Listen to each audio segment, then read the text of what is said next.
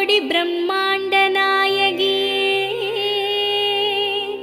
அம்மாவும் நாமங்களை அடியார்கள் துதித்துப் போற்றிட சகல நல சௌபாகியமும் தந்தருள்வாய் தாயே. ஷண்முகன் கணபதியின் அன்னையே வாழி.